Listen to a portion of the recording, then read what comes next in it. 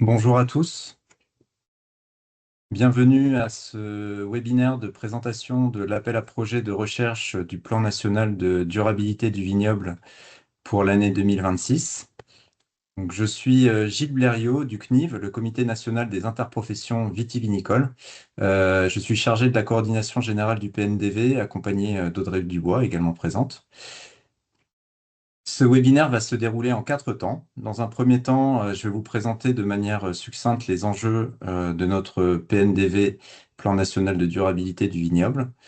Dans un deuxième temps, donc nous avons Valérie Poulain de France Agrimaire qui vous présentera les règles administratives et financières de cet appel à projet. Dans un troisième temps, nous avons deux de nos directeurs techniques qui vous présenteront le cahier des charges techniques de l'appel à projet de cette année. Et enfin, je vous ferai un petit point de calendrier en toute fin. N'hésitez pas à poser au fil de l'eau vos questions dans le chat, sachant qu'on fera une séquence de questions-réponses après chaque partie présentée et on fera aussi une session de questions-réponses plus générale à la fin. Je démarre donc avec la présentation du PNDV. Donc aujourd'hui, on est sur un troisième cycle du PNDV qui a marqué un tournant en 2025 puisqu'on est passé du plan national de dépérissement à un plan national de la durabilité.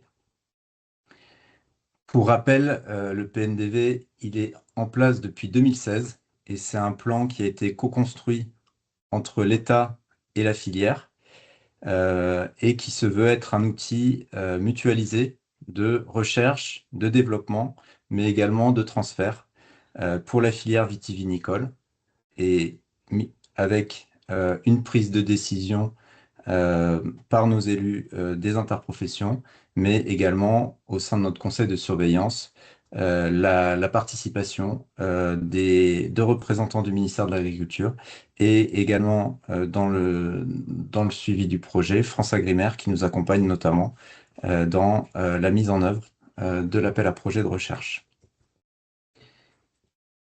Donc, comme je vous le disais, donc avant 2025, on était sur un plan axé autour du dépérissement, dont les objectifs étaient de regagner de la productivité et de la longévité dans les parcelles viticoles, avec déjà une approche multifactorielle, puisque l'idée, c'était de travailler sur les stress biologiques, sur les maladies, mais également des autres facteurs en lien avec le dépérissement, comme les conditions climatiques, les conditions plus générales de physiologie des plantes, ou également la qualité des sols.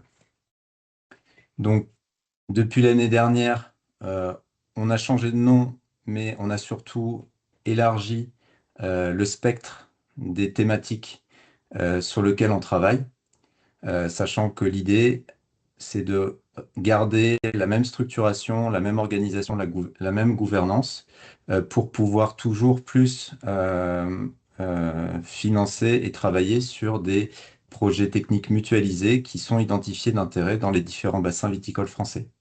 Sachant que l'idée, c'est de ne pas complètement oublier le dépérissement, ça reste un axe stratégique fort, mais de l'ouvrir à d'autres thématiques, sachant qu'un des points d'importance que nous rappellent tous les jours nos élus, c'est qu'également, il faut que notre plan puisse également mettre en avant en même temps qu'on traite de nos problématiques techniques, d'avoir une approche derrière économique et sociale pour pouvoir appuyer au mieux les viticulteurs dans leur travail du quotidien. Un dernier point budgétaire, donc aujourd'hui le PNDV, c'est un plan qui est cofinancé profession-État avec un budget annuel de 3 millions d'euros.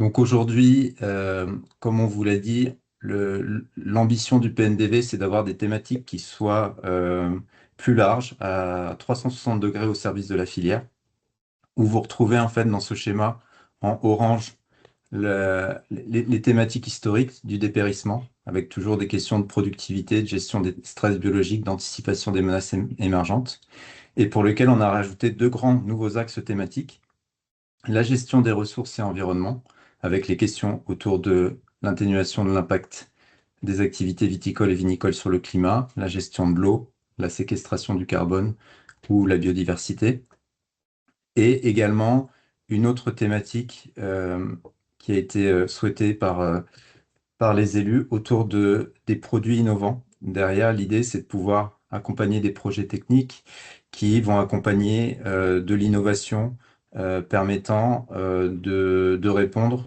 je dirais, aux nouvelles attentes des consommateurs. Et donc, ça va derrière sur des projets techniques qui peuvent, euh, qui peuvent travailler sur de l'innovation de process, sur de l'innovation de type de contenant, sur l'innovation de produits.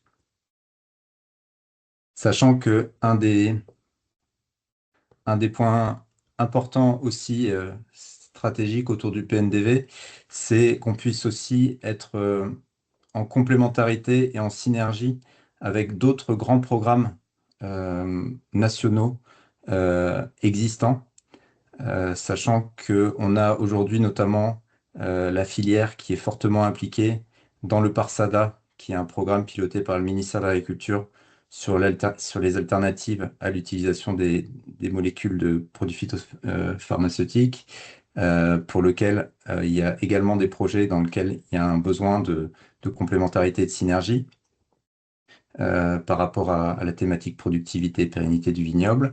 En ce qui concerne la partie gestion des ressources et environnement, il y a également un souhait de lien fort avec le programme Vitiliance piloté par l'IFV et qui a mis en place une vingtaine de démonstrateurs techniques dans les bassins viticoles sur lesquels les projets de recherche que vous pouvez nous proposer peuvent s'appuyer également sur ces démonstrateurs à certains niveaux.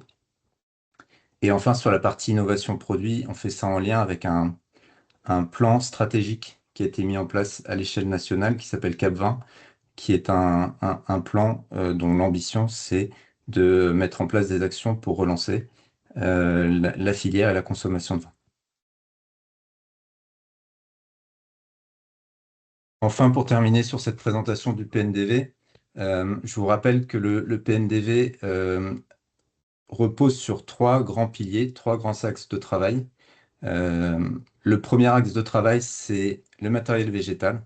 Donc, depuis le début, une des ambitions du PNDV, c'est d'améliorer l'approvisionnement en matériel végétal, de faire du lien avec la filière pépinière et d'accélérer l'innovation variétale. Le deuxième axe qui nous réunit particulièrement aujourd'hui, c'est les aspects recherche et innovation, donc qui reposent derrière sur plusieurs dispositifs. Donc l'appel à projet de recherche dont on parle aujourd'hui, mais on a également un autre dispositif dont nous allons lancer dans les jours qui viennent également une nouvelle édition qui s'appelle le parcours innovation, qui permet d'accompagner des entreprises privées dans des solutions, dans le développement de solutions innovantes à visée commerciale. Et le nouveau parcours innovation doit être lancé la semaine prochaine si tout va bien. Donc, l'idée, c'est de pouvoir accompagner justement des nouvelles solutions innovantes proposées par des entreprises type startup cette année. Donc, ce qui doit permettre aussi au PNDV d'aller vers toujours plus d'incubation de solutions innovantes. Enfin, le troisième pilier, c'est la partie transfert et régionalisation. Donc aujourd'hui, on dispose notamment d'un réseau d'animateurs régionaux au niveau de chaque bassin, qui s'appelle les 15 du plan, et qui ont pour objectif de vulgariser, de communiquer, de diffuser de l'information au plus près des viticulteurs via des influenceurs techniques de chaque région, et qui pourront aussi mettre à profit les résultats des projets de recherche que vous allez nous proposer dès que vous aurez des premiers résultats à diffuser. On a ce réseau d'animateurs qui pourront communiquer sur ces résultats sur le terrain. Ça se fait en lien aussi avec avec l'enseignement. Il y a beaucoup de liens dans les différents événements ou communications qui sont passés au niveau du PNDV avec les organismes de formation, les lycées agricoles, et en se tournant aussi toujours plus aussi vers l'enseignement supérieur. Et enfin, un des derniers points de cette partie transfert, c'est la mise en œuvre aussi d'outils numériques, donc à travers une composante qu'on appelle Observatoire du vignoble.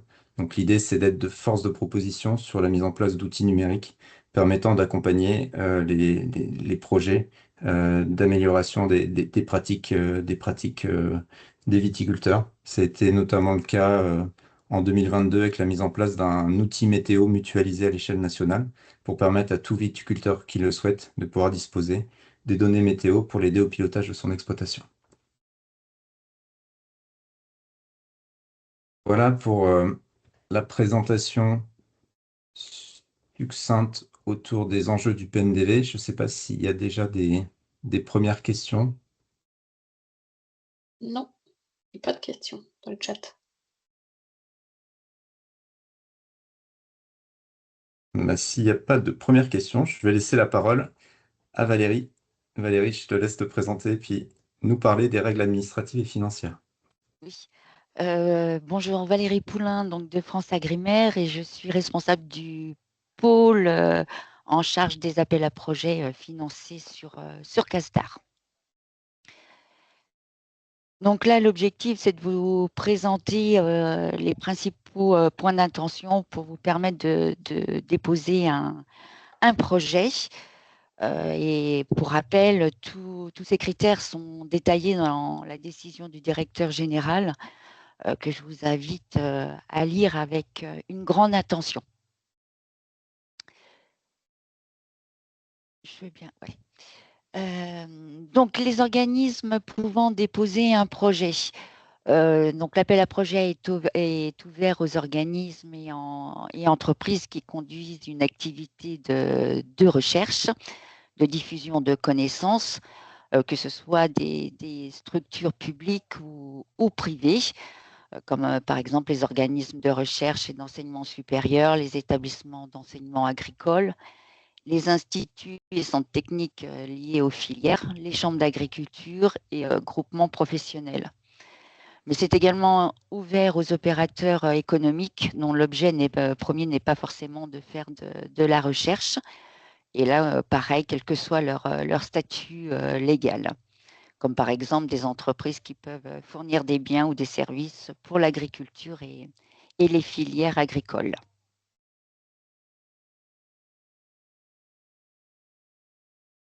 Je veux bien la diapo suivante, s'il te plaît. Les projets doivent avoir une durée comprise entre 12 mois minimum et 42 mois maximum, avec un minimum de dépenses éligibles pour l'ensemble du projet de au moins 50 000 €. La demande de financement CASDAR maximum est de 300 000, avec un taux d'intervention de 20% par rapport aux dépenses éligibles du projet. Il est impératif qu'un projet déposé mobilise plusieurs partenaires.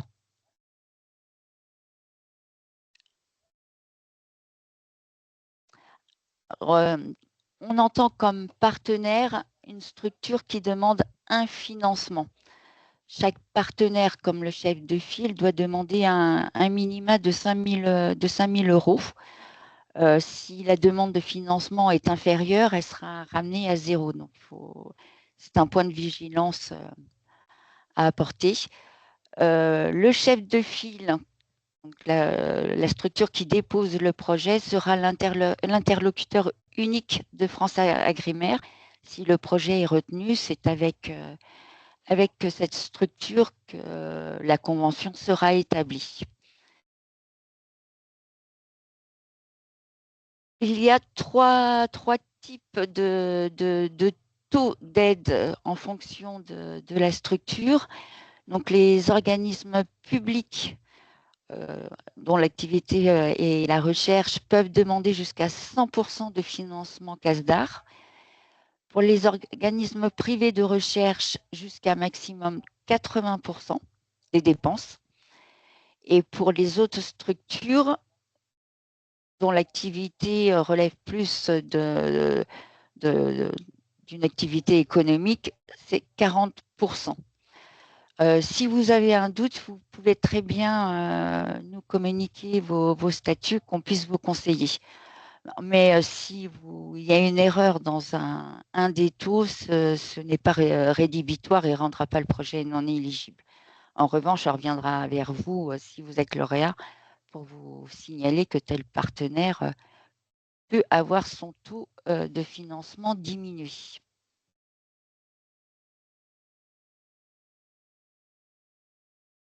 Les dépenses éligibles, il y a évidemment les dépenses de personnel, CDD, CDI, stagiaires. Un doctorant peut également être financé. En revanche, pour les structures publiques, les salaires permanents ne sont pas éligibles. Dans les autres dépenses, vous avez les prestations de services qui ne peuvent pas dépasser 30% du montant total du projet, les consommables et l'achat de divers matériels qui ne doit pas dépasser 10%. Vous pouvez également inclure des dépenses indirectes, ce qu'on peut appeler frais généraux. 15% maximum pour les organismes publics et 20% pour les organismes privés et chambres d'agriculture. À noter que pour ces dépenses, pour qu'elles soient éligibles, les partenaires et le chef de file, chacun doit bien assurer un suivi de ces dépenses et s'assurer qu'elles sont bien en lien avec le projet. Alors, au moment du dépôt, on ne demande aucun justificatif dessus. C'est uniquement si le projet est lauréat lors des demandes de paiement, où là, on vous demandera des justificatifs sur ce poste de dépense.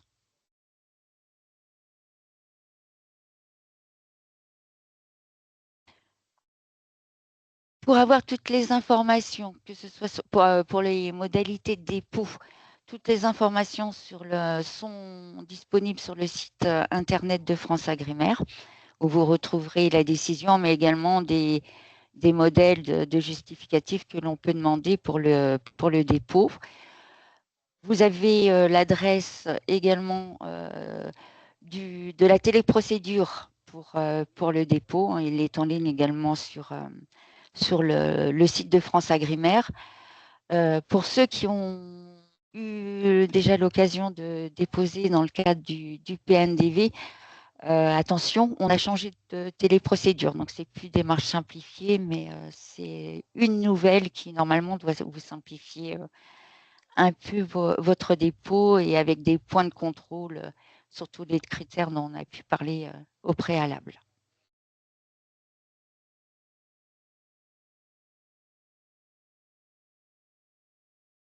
Au niveau du contenu du dossier, lors du dépôt, on va vous demander de remplir le formulaire qui est sur la téléprocédure. Il faudra impérativement joindre le descriptif technique et uniquement celui qui est sur le site internet, parce que c'est celui qui a été validé avec le conseil scientifique et qui reprend tous les points nécessaires pour pouvoir évaluer le projet.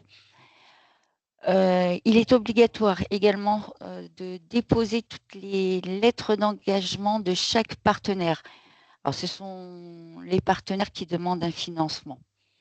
Vous avez un modèle de lettres disponible sur notre site. Et les annexes financières, il n'y a plus d'annexes à joindre, c'est directement sur la téléprocédure.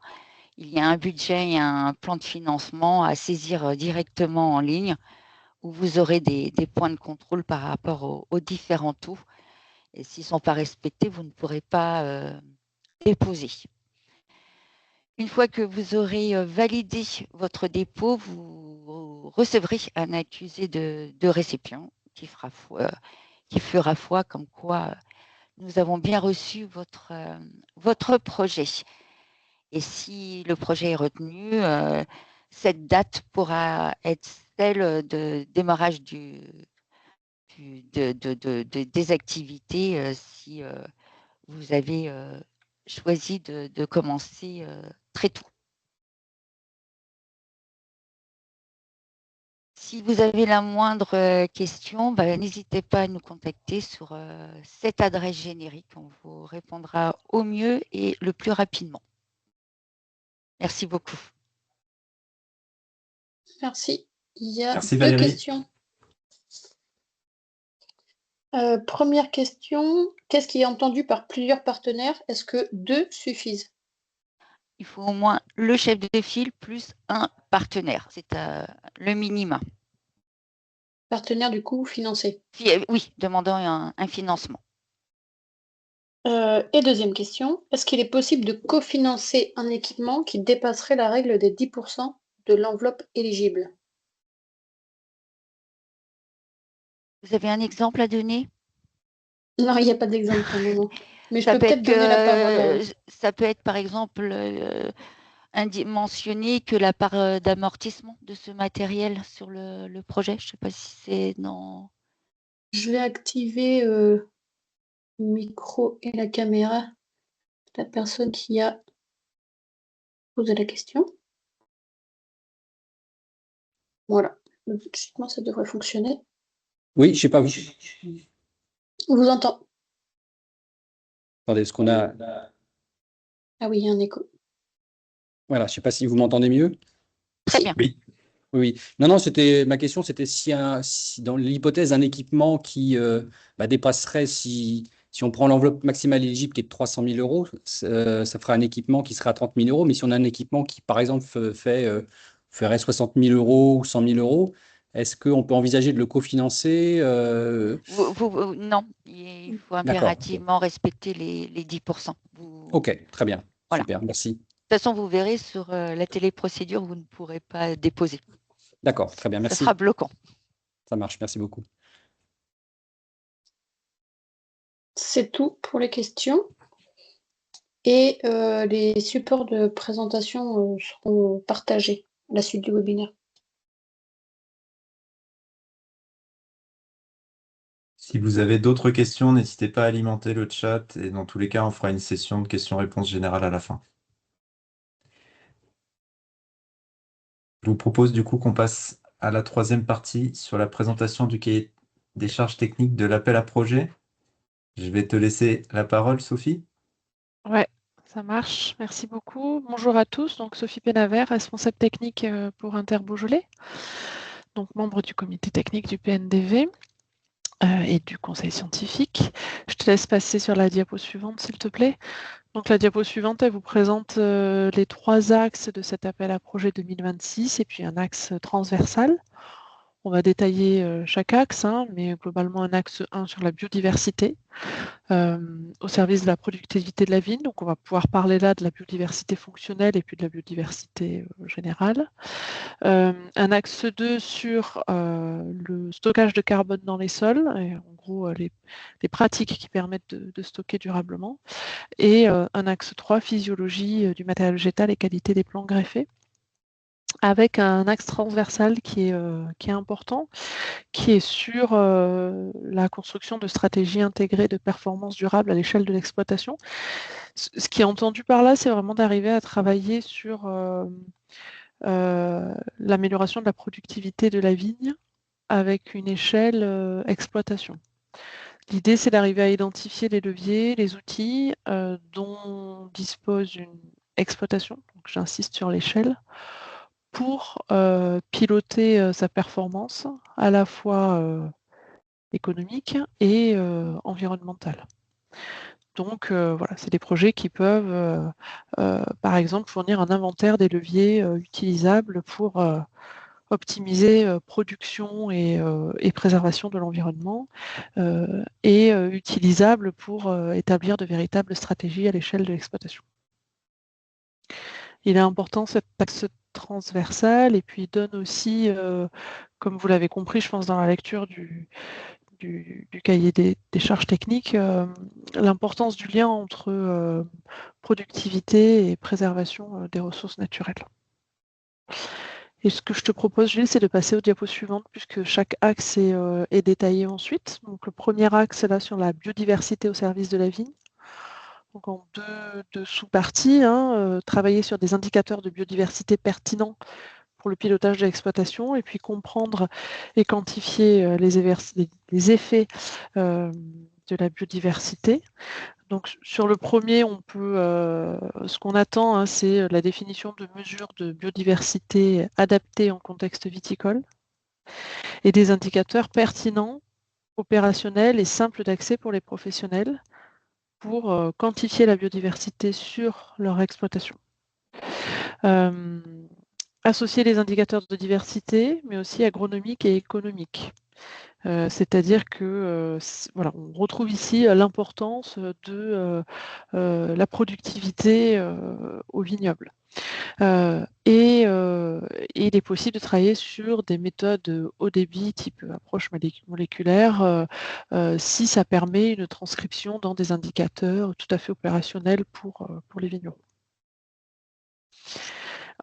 Et le deuxième point, il concerne un petit peu plus la biodiversité qu'on appelle fonctionnelle. Donc là, l'idée, c'est d'arriver à faire la démonstration des effets de la biodiversité fonctionnelle en contexte viticole, et puis d'identifier et de quantifier les impacts positifs, mais aussi qui peuvent être négatifs sur la productivité et la longévité au vignoble. Donc on peut attendre là des projets sur des pratiques, des infrastructures, des outils qui renforcent la biodiversité.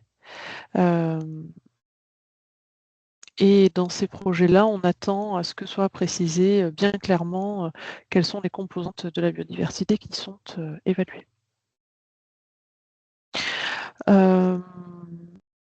Et je pense, voilà, la diapo suivante, donc sur l'axe 2 qui est plutôt carbone, donc 3 sous-parties, données et modèles, lien entre carbone organique, santé des sols, et puis lien entre stock de carbone et biodiversité, générale et animale. Donc sur le premier, l'idée est non pas d'inventer des nouveaux modèles, mais plutôt d'adapter ou de paramétrer des modèles existants pour un usage spécifique en viticulture. On s'attend aussi à une évaluation par confrontation à des données terrain, donc vérifier la fiabilité et la solidité des modèles par des données terrain. Et puis l'idée aussi, c'est d'arriver à avoir des outils un peu prospectifs, donc qui permettent d'anticiper l'effet des changements de pratique sur le stockage de carbone à long terme dans les sols viticoles, aussi la biomasse aérienne. Sur la diapo d'en dessous, l'idée c'est de vraiment faire le lien entre le carbone organique et l'état général des sols et de la plante via des indicateurs. On attend aussi une évaluation de la vulnérabilité des sols en termes d'érosion et de tassement et des services écosystémiques. Et puis, tout ça dans un contexte d'évaluation de la durabilité des systèmes viticoles. Et je pense qu'il y a un point qui est important aussi là, c'est l'évaluation aussi des pratiques qui seraient proposées d'un point de vue des émissions de gaz à effet de serre aussi. Ne pas se contenter de parler de stockage de carbone, mais aussi les émissions. Et le dernier point, donc le lien entre stock de carbone et biodiversité. Là, on va parler de biodiversité générale, mais aussi animale.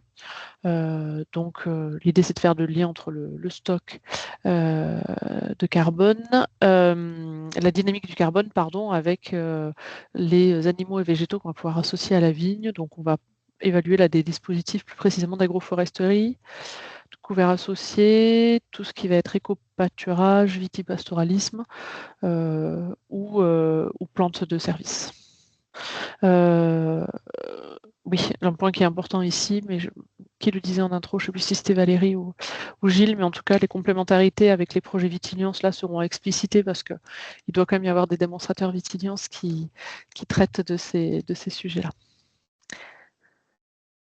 Ça, c'était pour l'axe 2. Et puis l'axe 3, je te laisse la parole, Gilles. Non, c'est Sébastien qui prend Ah, la main. Sébastien, pardon. Excuse-moi, Sébastien. Pas que je parle. Excuse-moi. Euh, non, donc Sébastien de Buisson, comité Champagne, directeur technique, donc également membre du COTEC et puis membre du conseil scientifique du PNDV. Alors l'axe 3, si on peut passer la diapo, c'est un axe beaucoup plus traditionnel c'est un axe aussi historique du PNDV dans un sens où c'est un axe qui va surtout parler des dépérissements avec trois thématiques, dépérissement et productivité, optimisation des conditions de production sous serre insect-proof et puis les critères de réussite au greffage. Donc pour le premier point, on reste en fait sur un point qui est assez généraliste. En fait, c'est toutes les thématiques en lien avec la thématique historique du PNDV, donc liées au dépérissement. Et ce qui est surtout important, c'est soit complètement des projets novateurs qui n'ont pas encore été évoqués par le PNDV, soit des projets qui doivent s'inscrire dans la continuité des travaux qui ont déjà été financés pour les porter un peu plus loin que les résultats qui ont été obtenus. Donc en lien avec la physiologie, en lien avec le dépérissement et la productivité.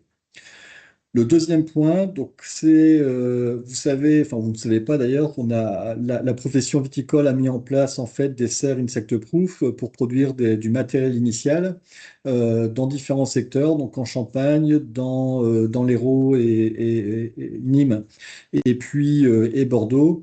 Et aujourd'hui, donc il y a tout un travail à faire sur les connaissances physiologiques de la production sous serre pour ces plants de vigne, à la fois greffons et porte-greffes, et notamment en fait sur l'analyse en fait des effets sur la reprise au greffage, une reprise au greffage qui est correcte mais sans plus, et qu'on souhaiterait en fait améliorer très fortement. Et puis on attend aussi un effort sur les greffons pour lequel en fait on a assez peu de données jusqu'à présent. Et enfin, le troisième point, c'est un point qui est plutôt lié à une thématique historique aussi avec la pépinière, mais sur l'objectivation en fait des critères de réussite du greffage, notamment pour qualifier en fait le niveau de réserve dans les bois, le tri final et la facilité de ce tri. Et en fait, en s'appuyant notamment sur toutes les solutions, alors c'est écrit d'imagerie, mais ça peut être de l'imagerie, de la tomographie, du rayon, peu importe, mais en fait des outils qui permettent en fait d'apprécier la qualité des soudures. Et il serait très apprécié de travailler avec des acteurs de la pépinière, privés ou publics, peu importe, mais pour porter ces projets. Donc voilà, donc un axe 3 qui est plus dans les thématiques historiques et un peu plus large que les deux premières thématiques, mais qui ouvre en fait la continuité des travaux qui étaient déjà menés de façon historique pour le PNDV. Et donc la diapo suivante. Donc sur les projets attendus, quels que soient les axes, alors ça peut être des projets qui sont implantés en région, sud-ouest, sud-est, Champagne, Alsace, peu importe, mais on attend quand même des perspectives de plus-value au niveau national, donc autrement dit des projets qui peuvent s'exporter, donc ou se mutualiser ou s'exporter. Alors c'est pas forcément à l'échelle nationale, ça peut être avec deux, trois régions, si c'est une thématique importante, mais ça peut pas être un projet exclusivement régional. Il faut au moins qu'il y ait une dimension d'exportation, de valorisation faite en dehors du secteur concerné.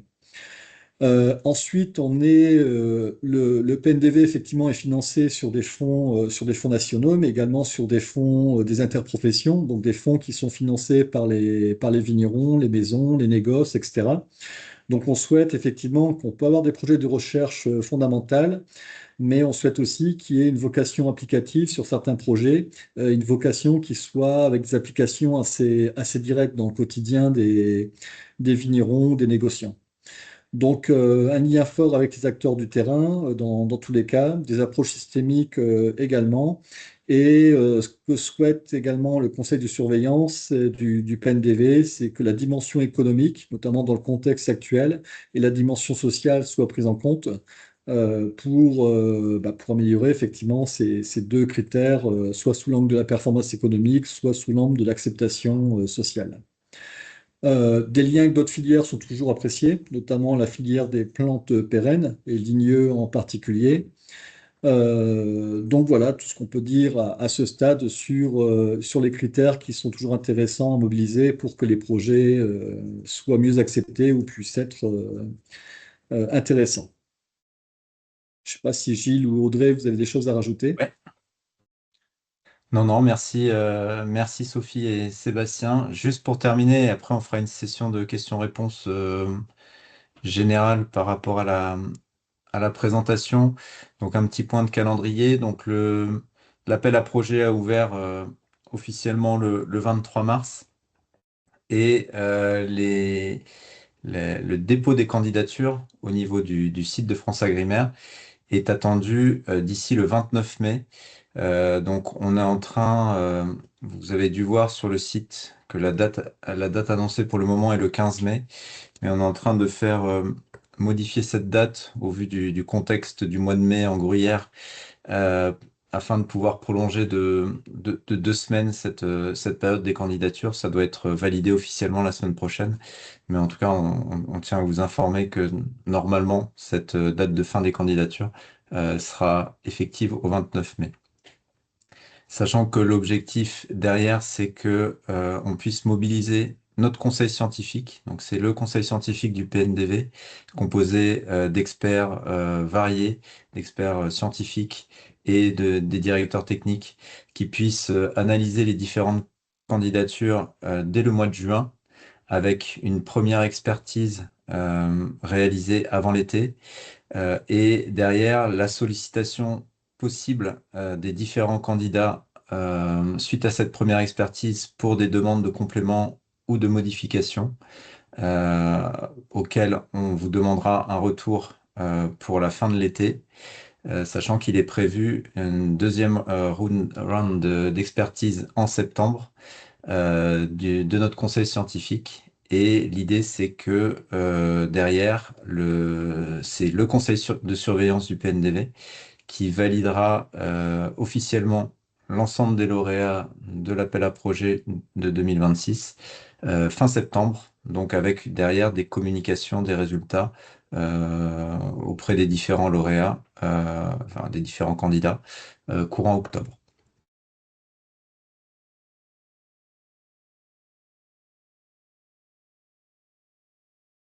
Voilà pour les éléments qu'on souhaitait vous présenter aujourd'hui.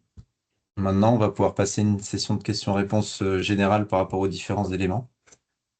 Il y a une nouvelle question dans la conversation. Est-ce que les partenaires éligibles du chef de file doivent être de même nature que les organismes bénéficiaires cibles? Une association accompagnant des viticulteurs peut-elle être partenaire d'un chef de file éligible? Les associations sont tout à fait éligibles en tant que partenaire ou même chef de file.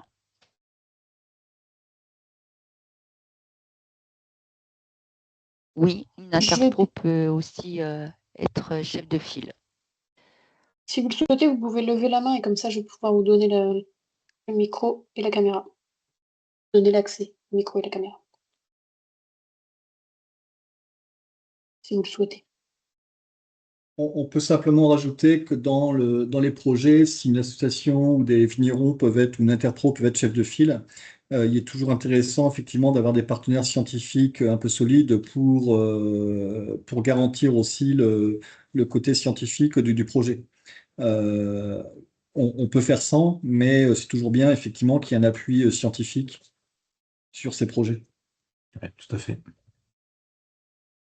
Caroline? Il y a Caroline qui voulait Oui, bonjour à intervenir. tous. Elle est connectée 2 fois, Caroline.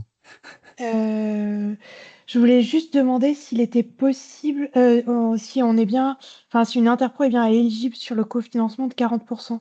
C'est bien ce taux-là aussi? Je ne peux pas vous répondre, tout dépend des statuts de l'interpro. Ok. Si elle a une activité de recherche qui est bien mentionnée dans ses statuts, elle peut aller jusqu'à 80%. Ok. Et si on a un doute, on peut vous envoyer nos statuts pour vérification?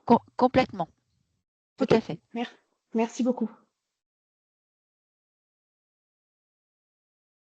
Pour la suite du Camille, Poutrin.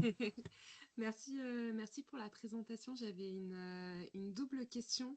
Alors la première du coup qui est un peu en différé, je suis désolée, c'est que à moitié un rapport, mais on se demandait s'il y avait un lien avec les appels à projet CASDAR Co-innovation qui étaient sortis. Est-ce que c'est un risque d'avoir posé comment dire, des choses sur le vignoble, sur les appels à projets co-innovation, ou c'est complètement séparé, on s'en fiche? On a un point d'attention qui n'est pas un projet identique lauréat dans 2 appels à projets. Soit parce que co-innovation, vous aurez les résultats, on va dire fin juillet.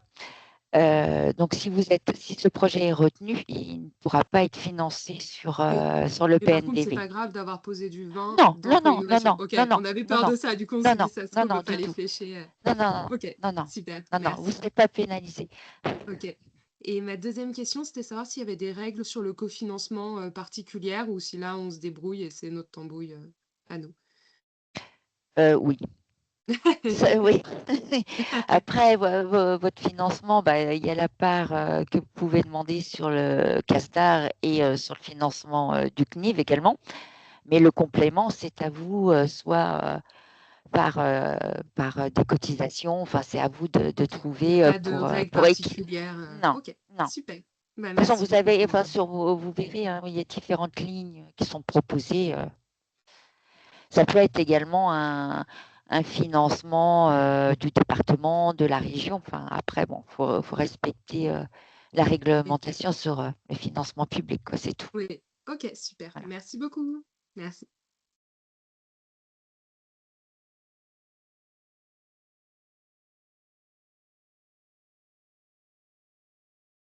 Est-ce qu'il y a d'autres questions?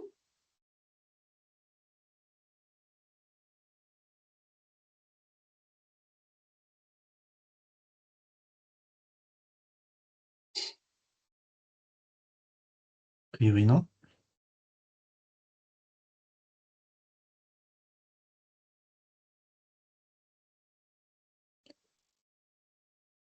En attendant de voir s'il y a d'autres questions, donc vous dire que nous allons vous mettre à disposition à la fois le support de présentation et le replay du webinaire sur le site internet du PNDV. Que si vous avez des questions complémentaires, n'hésitez pas à transmettre vos questions sur la partie administrative et financière à l'adresse mail que vous a signalé Valérie. Plus globalement, vous pouvez également nous contacter. Voilà, on répondra à toutes vos questions dans les jours qui viennent.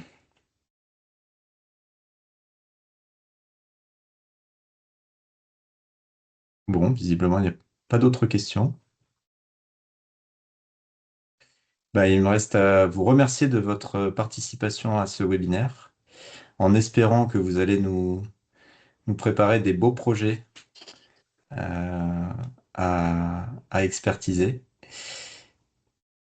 Et puis merci à tous les intervenants également. Merci Sophie, merci Valérie, merci Sébastien.